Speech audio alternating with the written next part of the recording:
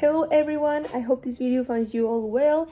Today I'm going to talk to you about my Ilo project that is called Creando Oportunidades. I'm going to say it in English throughout the video, that is creating opportunities. And I'm going to talk to you about what it is, what type of entrepreneurship it is, and what is the problematic that it's trying to solve. First of all, this entrepreneurship is a social entrepreneurship type, because it's not a business, it's more about trying to help others and to solve a social problematic through a sustainable model. What is creating opportunities about? It is about providing a solid educational platform for children that live in situations of vulnerability, like poverty or lack of resources. More specifically, children that live in Guadalajara or the metropolitan area. And this education isn't about mathematics, history, biology. It's about quality education on arts, like music, painting, drawing, dancing, poetry, every type of the different type of art that there are. And it is looking forward that these children have the opportunity to develop new abilities at a professional level and that they discover their talent. It is very important to punctualize that it isn't just education in art in a recreative way. It is more about giving them these quality classes so that they can develop in a professional way their level in the future, to give them more opportunities. When I was in high school, I had the opportunity to go to the Palacio Municipal here in Zapopan. They talked to us about a project that was developed. There is a colonia called Constitución here in Zapopan that it was one of the most dangerous colonias in the entire area. And by dangerous, we mean there was a lot of delinquency, drug problems, and children got involved in these type of problems because when they were living in this area, they tended to drop out of school, or also when they grew up, they tended to be part of this problem. They tended to get into drug problems and delinquency. The way to solve this problem and to save the children from this colonia was art. Centro Cultural Constitución was founded in September of 2016, and it was built just to be a cultural center for children and for the community in general. Nowadays, it has like concerts, there are free concerts, there are free classes of different types of instruments like violin, like singing. There is also a free library there, and it's just like a cultural center that saved this area. The people from the Ayuntamiento of Zapopan talked to us about this project and talked to us how the rate of delinquency dropped more than 15% in 2 years because of this new initiative that they implemented in the colonia, because children could go after school to have free classes of different instruments and music. Also in the Colonia Constitución, another problem is poverty or lack of resources. According to INEGI in 2020, 45% of the Mexican population between 15 and 24 years had access to school, which is less than half of this total of the population, meaning that only this percentage had access to high school and probably less to university. From 2021 to 2022, 29.6 million of people that is studying in educación superior, that is high school and university, did it in a public institution, while only 3.4 million did it in a private one. So we can see that there is a lot of difference between people that had access to public education than to private education. So from a personal experience, I was a really privileged kid when growing up because I had both access to private education and to arts. I had piano lessons, I had singing lessons. I could have that because of my parents. They gave me the opportunity to develop new abilities. I am very grateful for that. But I thought to myself, why do I have this opportunity and not every children had that? And when I hear this story about Centro Cultural Constitución, and when I see that this low percentage of young people like me have the really access to education, because we have to be realistic, public education is very limited. There is not as much as opportunities to enter to the public institutions that we have. There is a lot of people trying to enter them, and there is not a lot of spaces. So we have two problems here combining: children living in vulnerability situations, and also we have the type of children that they do not have access to extracurricular activities to increase their opportunities. So when I entered to tech in high school, I see that there are a lot of scholarships for talented children, from sportive children that are athletes to creative children that are artists. So here is where creating opportunities start.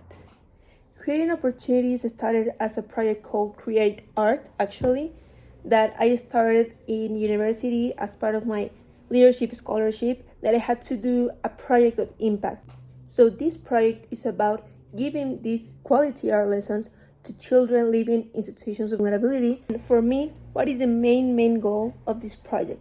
Is to give these children the opportunity to develop an ability, an art ability, in a professional way, so that they can get access to scholarships to educación superior, that is high school, that is university, so that they can continue with their studies and also get more opportunities so that they can get out of their situation of vulnerability, so that they can get out of situations of violence, of delinquency, and of poverty. So how does this project work? First, I got in contact with people that volunteered to give the quality lessons in art to children. We worked from 2021 to 2022 with Caso Hogar Madre Adatis, that is a Caso Hogar de Asistencia for little girls that live in situations of vulnerability because they cannot live with their families although they have them. So the system consisted in that I contacted with these people that are already considered professionals in their own discipline, like singing and playing instruments. They prepare a class for these children, and we went to a specific date that we scheduled with the Casa Hogar, and we gave them the class like from 1 to 2 hours.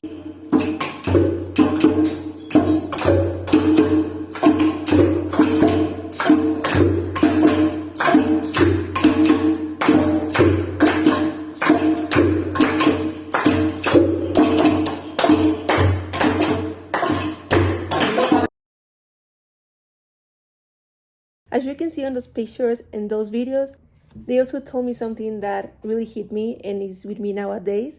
That is, one little girl told me, I'm really happy that you came to give us these classes because our music teacher at school dropped out.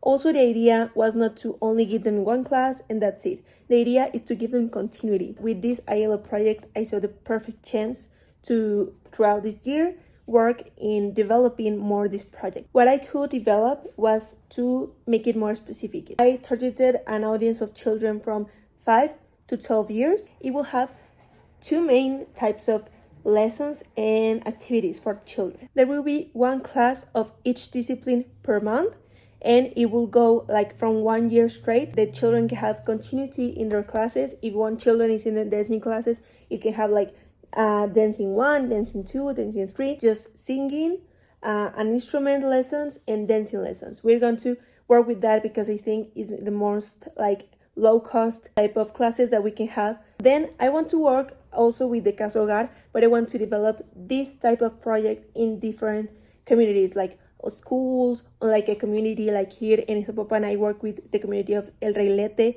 There are a lot of children that want to do more things, so I think that piloting in different like communities can do like much more impact than just in one.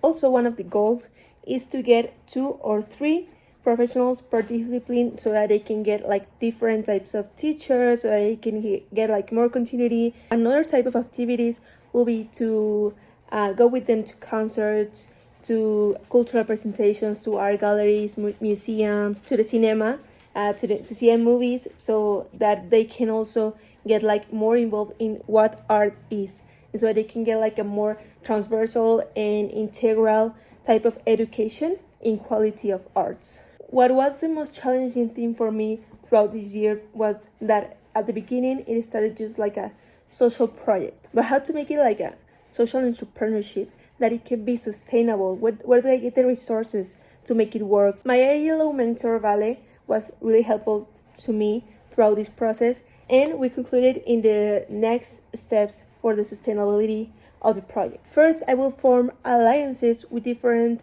companies that can help us with the maintenance of the project. It can be like from sponsorships of instruments or materials that we need, through money also, so that we can get like the enough amount of companies that can be our sponsors on this project, and that they can help also these children. They can give like scholarships to the children and like pay for the classes. Second, apart from sponsorships, what I will see as the mainly type of way of getting income to develop this project, it will be to develop cultural and artistic events to raise money. We will have 2 events a year. One will be such a big event with professional artists involved. An artist that wants to give us their time and their talent in this event. The entry will have a cost. The people that come to this event will know that this is an altruistic event and that all of the funding goes to this project. This concert will be a tradition, being like more and more big each time. There will be auctions of artworks from professional artists. They want to give us their time or talent to raise money for this project. So we will have like a lovely evening. We like food and a catering and stuff, so we can have the auction to raise money from that artwork for the project. A second event we will have will be the final presentation for the children each year, so that they can show what they develop throughout the year, because we have to keep in mind that we will have different levels on the project. So if one children has completed one level, it will pass to the other one with different professors with different type of levels, and so that the children can just go up and up and up in their talent. So at the end of the year, we will have like this type of concert, muestra cultural of the talents they developed. We will have gallery art. We will have a concert from the children, like dancing presentations, all of it.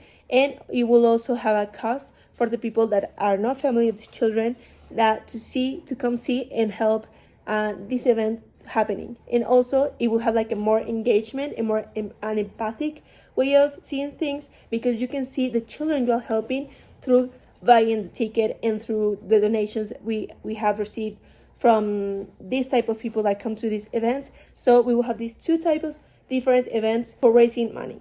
So this way, apart from giving the classes and giving them the resources and giving them away instruments and materials that they need to develop more and more of their talents, we will have also these type of events aside from the project, just to get money and to make it more sustainable, so that each year it can continue and continue. We can reach more and more children every time. As I said earlier, nowadays my scholarship for University at Tech is a leadership scholarship. So what I love doing is creating projects and developing big events, organizing these big events and getting sponsorships, so I can combine that with my passion for arts and helping children.